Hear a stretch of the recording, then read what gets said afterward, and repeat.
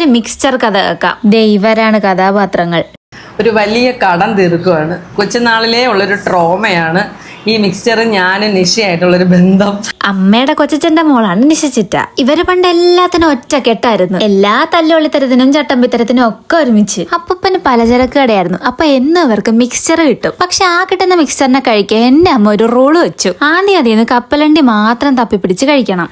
എന്നിട്ടടുത്ത സാധനം, അത് കഴിഞ്ഞ് കോല് പോലത്തെ സാധനം, ലാസ്റ്റ് മാത്രമേ ഇവർക്ക് രണ്ടുപേർക്കും ഒരുപോലെ ഇഷ്ടമുള്ള പൊരിക്കടല കഴിക്കാൻ പാടുള്ളൂ. ചിറ്റ ഓരോന്നായിട്ട് നുള്ളിപ്പറക്കിയൊക്കെ കഴിച്ചു വരുമ്പോഴത്തേക്കും അമ്മ ആ പൊരിക്കടല അത്ര അകത്താക്കിയിട്ടുണ്ടാവും. അങ്ങനെ ആ കടം തീർക്കാനാണ് ഇന്ന് ഒരു വെട്ടി മിക്സ്ചർ ആയിട്ട് അങ്ങോട്ട് പോയത്. അതില് കോമഡി എന്തെന്നാൽ അമ്മ വാങ്ങിച്ച മിക്സ്ചർ പൊരിക്കടല ഇല്ലാത്തതായിരുന്നു. വീണ്ടും കണ്ട കപ്പലണ്ടി എന്നെ എടുത്ത് കഴിക്കുന്നത് ഞാൻ കൊടുത്ത ട്രെയിനിങ് ഫലിച്ചു എന്നുള്ളതാണ് സത്യം.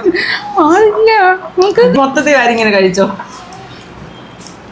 ഇതായിരുന്നു ഓർഡർ.